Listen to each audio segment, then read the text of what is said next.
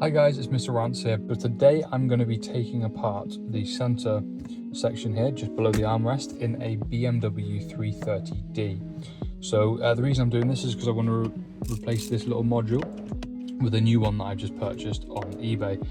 So the first thing you got to do is you got to put the old key into the ignition, start off the bad boy, put it into drive, and then put the handbrake on, then turn off the engine. And once it's in this position, as I've got it here, all you do is press in the button at the back here, and this with my right hand, I'm doing this one-handed, so it might take a little go, is you wiggle it back and forth, and really just with a big pull up, it should come off.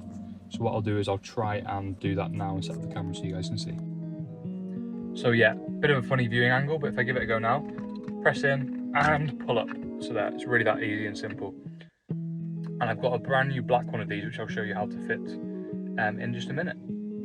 So now the next task is going to be to remove this section here where the gear sticks in. So this is usually quite easy, the last time I did it, it was quite simple as well. So we'll give it a go now. So the way that I preferably do it is you can just put your thumb in just under here and you can kind of feel it click, and then it will just pop open like that. And you can just lift it up. So what you've got to note is it is wired in twice just down here, so it's wired in just there and it's wired in again just there. So you won't want to completely remove it, but you'll see why we've done that for now. So the next thing to do is slowly peel back this center console bit. So you kind of grab it at any piece here. It really just depends where it's easiest to pull up from. Sometimes it's easier down this end, sometimes it's easier down this end. So I'm going to find a little section which is easily going to move, and I'll show you how I peel it back. So for me, I went for a grab in this central section just here. So one hand just here, the other hand just here, and just lifted it up. So the next part we've got to do is feed this through the central gap here so we can actually remove this section.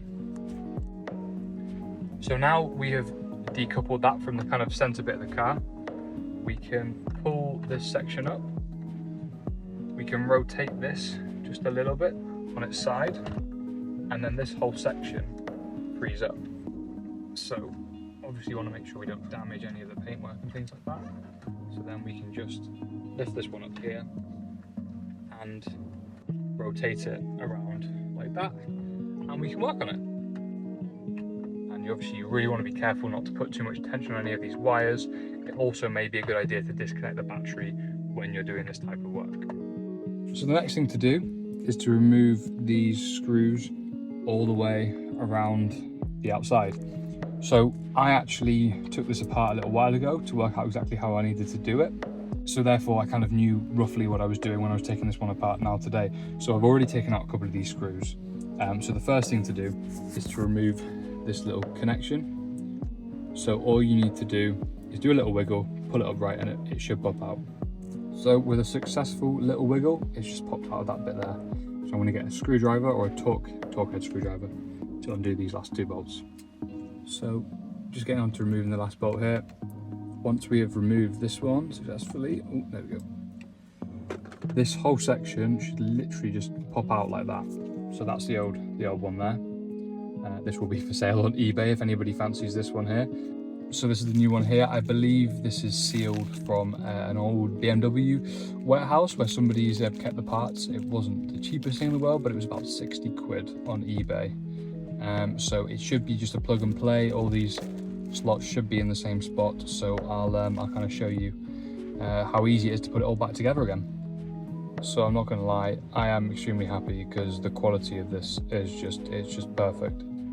So it is literally as simple as just plopping it back in there and aligning it with all these little bits here. So that is already aligned. I've just basically hand placed it in there and aligned it.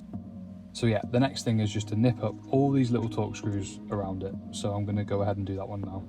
So I'm now just nipping up the last one of these. It gives you a good bit of resistance when you know you've done it tight enough. So yeah, you don't want to obviously over tighten them because you are tightening into plastic. So the next thing, we just grab this, plug it straight back in. The old one should hear a little click. That's perfect. And then we flip it over, kind of do the reverse of everything we just did, and it's in. So what I've just done now is I've just flipped it back over, fed this bit back through that center console, and we're pretty much ready to start putting things back together again. One little tip I will say is just to make sure these wires are running nicely down that channel on the left hand side there, and making sure none of them are getting nipped when we're pushing this center console back in. So when realigning the center console, if you kind of get it aligned with the back here, you should be able to push it up so it's into the clips in the back. You should just be able to literally boom straight down like that.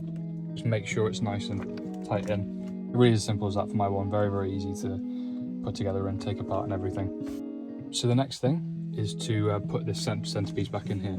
So we just want to align it back up with that, the gator, and then very, very similar is just finding the right alignment and just going click, click. So this one just needed a good push on all four corners. I just kind of did it across, so pushing here and here at once, and then here and here, and then just going around the edge and feeling. And then this is a good point when it's all back in. You can kind of press down. If you feel it bouncing anywhere, make sure it's clicked in properly. Luckily, it seems like mine's all clicked in. So the final piece to the puzzle is the gear stick. I'll be putting in a new one to go with all the nice gloss black. So this one's just arrived from Germany. So here's the new gear knob. So we just push it back down there, pushing the button on the back. Now, when I press this in, push it back into park, perfect. Doesn't feel like it's gonna fall off.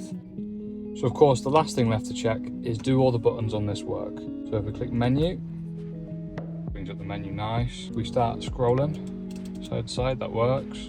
Just had a quick run through all the buttons, come back to navigation, and they're all working perfectly. Thank you very much for watching, and I hope this video has helped.